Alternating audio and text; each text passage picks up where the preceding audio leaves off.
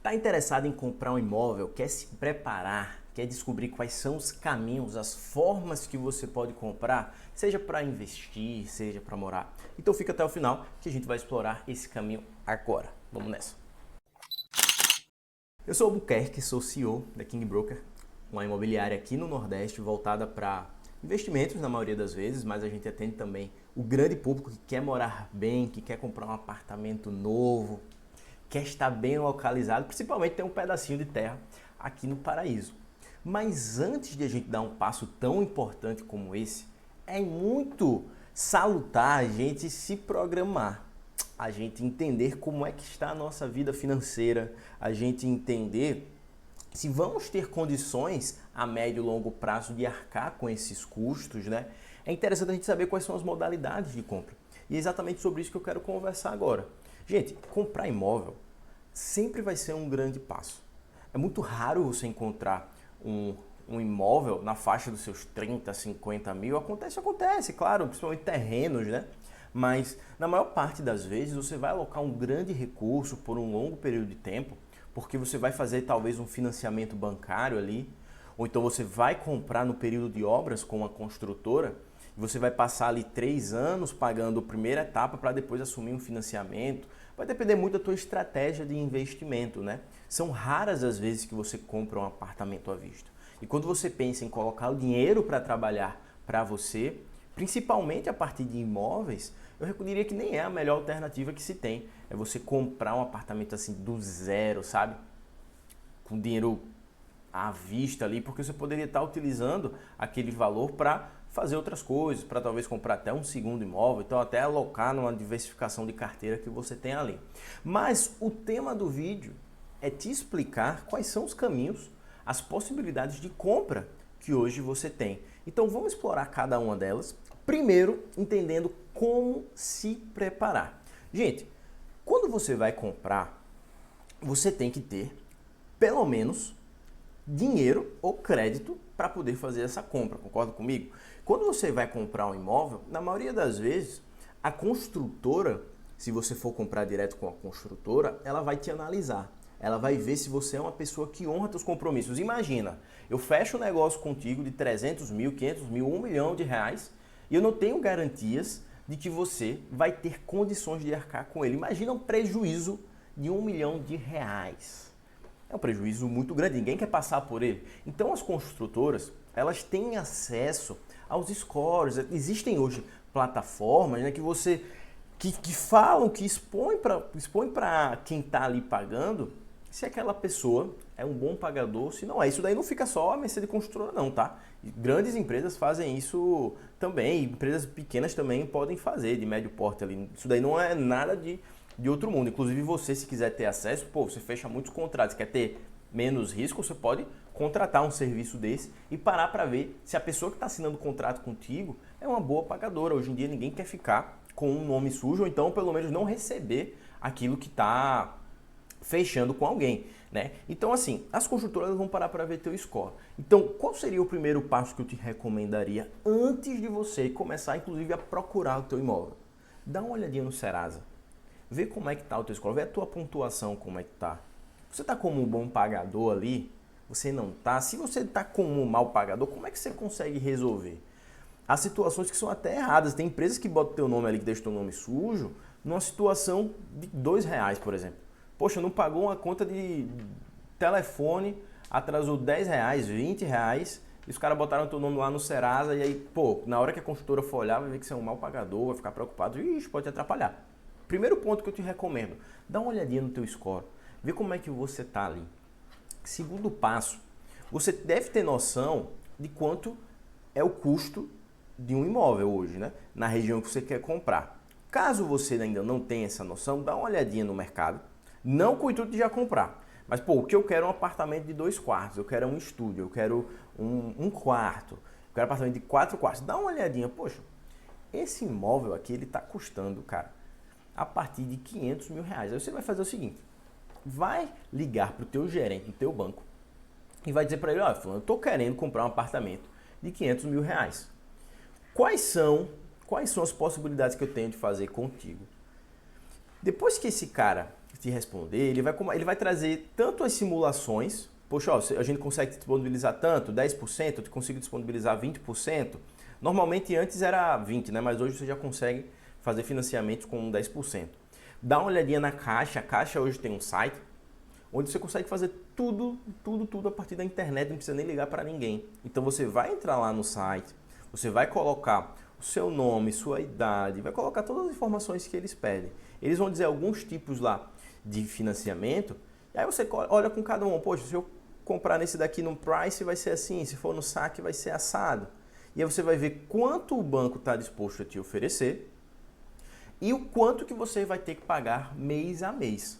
É interessante isso, galera, porque isso não é tabelado. Isso vai depender tanto do relacionamento que você vai ter com o teu banco, como isso também vai depender da tua idade.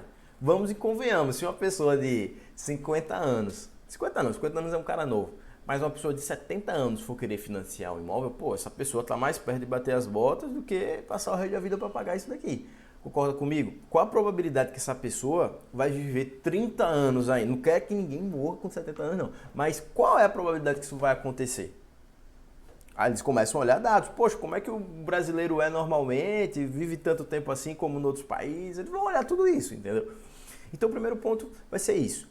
Observar o teu score e em seguida ver os planos de simulação.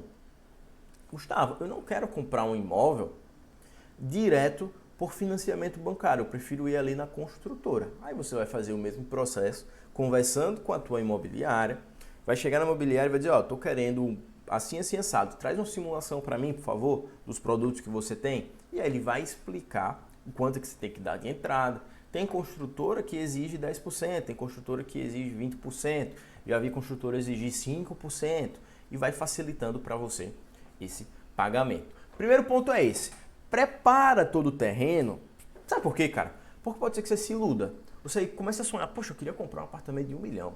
Eu tenho um carro assim, eu tenho essa, pô, eu quero comprar esse apartamento daqui, eu acho que eu tenho um cacife para comprar.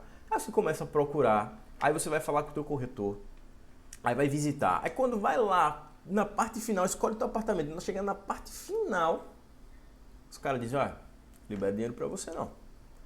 Libero não, porque é um risco muito alto, tal. Então, o que é que você vai ter que fazer? Ou vai ter que aumentar a tua entrada, digamos que 1 milhão. Se for 10% seria 100 mil, mas pode ser que eles estejam exigindo 30% a 40% de sinal.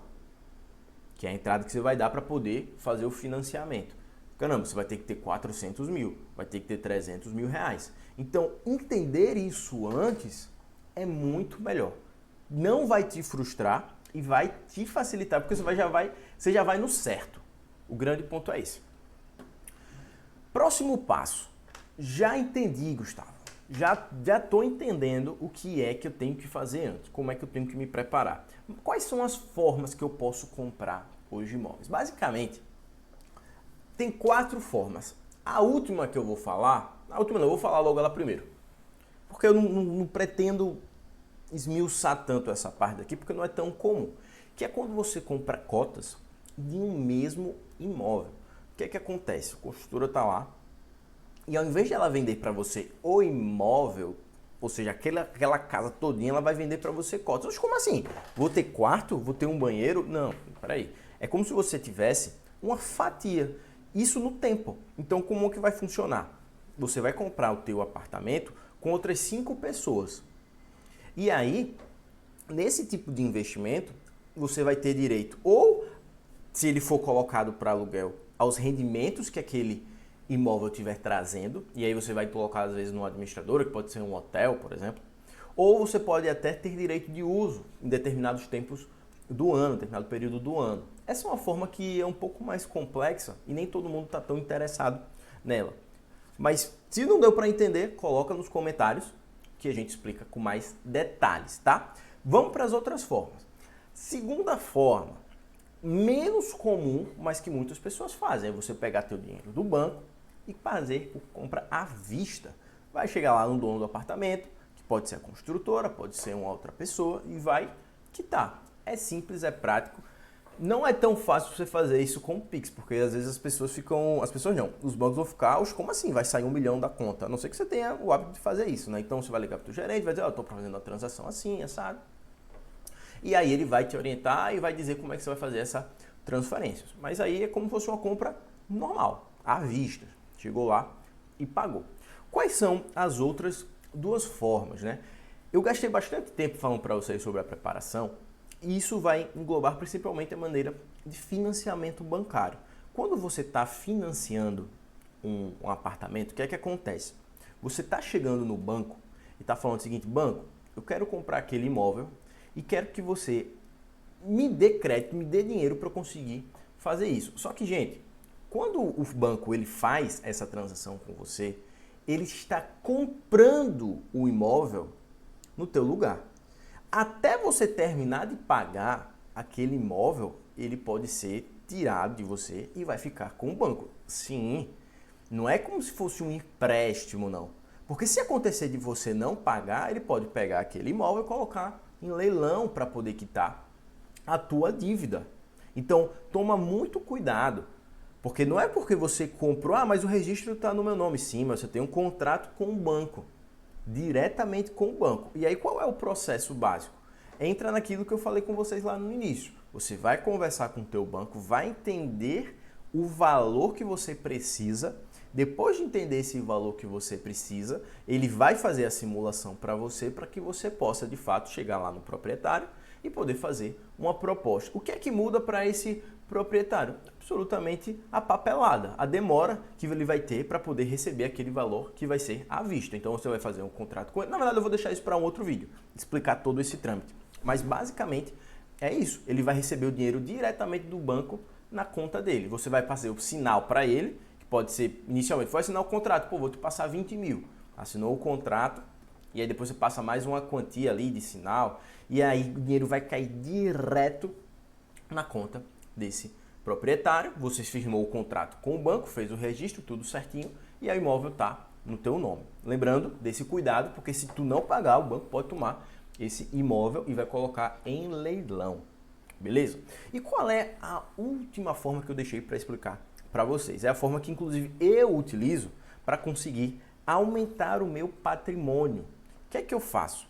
Eu observo determinado local que eu acredito que vai ter uma demanda necessária e que vai ter uma valorização naquele local. E eu procuro comprar esse imóvel no período de obras, principalmente na primeira tabela ali, quando ele está em período de lançamento ou até pré-lançamento. Compro esse imóvel direto com a construtora, faço um sinal para essa construtora, que pode ser de 10, 5, 20%, vai depender da situação, e eu vou pagando esse imóvel, pelo menos o sinal do financiamento que eu vou fazer na época de entrega, durante as obras. Ou seja, eu vou ter 3 anos ali para poder pagar o sinal que eu daria para o imóvel que já está pronto. Ou seja, se eu preciso dar 30% para poder comprar esse imóvel da construtora, é o que ela pede normalmente, eu não vou dar ele de uma vez, eu vou dar ele parcelado. E aí o que é que vai acontecer? Durante esses 3 anos, vou pagando a construtora, dei um primeiro sinal ali 5%, 10%, 40 mil, pô, paguei e vou pagando mês a mês ali. Há construtoras que pedem intercaladas, mas eu vou dar uma dica para vocês aqui. Tudo isso é negociável. O que você precisa é pagar o que ela exige no período de obras. Então, eu vou chegar lá, vou ter uma parcela de 1.200, 2.500, vai depender do imóvel que você estiver comprando. E quando chegar no período da entrega, você vai chegar lá no teu banco e o banco vai dizer, ó, beleza, você tem que dar o sinal. Não, já paguei o sinal durante esses 3 anos. Ah, então tá tranquilo. Vou só fazer o financiamento com você, passar pro seu nome, tudo certinho, a construtora recebe o dinheiro dela e maravilha. Por que é o momento que eu mais compro esse período de obras? Porque é justamente aqui que a gente tem uma valorização. Requisitos que você tem que observar, já vou adiantar, vai ser tema para outro vídeo também, mas observar a localização, observar a demanda, observar no decorrer do tempo se aquela área está se desenvolvendo ou se não está. Imóvel, na maioria das vezes, você não perde dinheiro. Mas se você faz isso daí bem antenado, escolhe no momento certo e você compra, chegou no período da entrega, você pode já vender ou você pode usufruir, por exemplo, de aluguéis por 5 anos. Pô, vou dar uma reformada no apartamento que eu acabei de receber, deixo ele alugando ali por 5 anos, ele vai estar valorizando ainda mais e aí você vai estar ganhando tanto os rendimentos de aluguéis, que vai estar te ajudando a pagar o financiamento, como com a valorização. Vendeu, entra no outro ciclo e vai aumentando o teu patrimônio. Eu vou fazer um vídeo específico simulando e mostrando como funciona na prática um exemplo desse. E a gente pode até fazer a comparação com outros tipos de investimento que eu acredito que vale muito a pena. Então, recapitulando tudo, se prepara, olha o teu score como tá, fala com o teu banco caso tu vá financiar e se organiza para que você consiga fazer isso com tranquilidade. Se você vai fazer isso como um investimento, é muito importante que você não se comprometa, que não seja a tua reserva de emergência. Que isso dali seja talvez até uma poupança forçada. Quando comecei, para mim foi uma poupança forçada. Tinha dificuldade de juntar dinheiro todo mês. Quer saber? Eu vou comprar um apartamento. Comprei um apartamento, na entrega eu vendo, ganho com a valorização dele e ainda todo aquele dinheiro que eu fui pagando no período de obras, ele vai retornar para mim. Esse vídeo fez sentido para você? Quais são as maneiras que você acha que você deveria fazer? Quais são as suas dúvidas a respeito disso? Qual a melhor maneira que você acha que tem que comprar? Coloca aqui nos comentários pra gente ler, pra gente conversar e a gente se vê no próximo vídeo. Valeu, tamo junto, é nóis!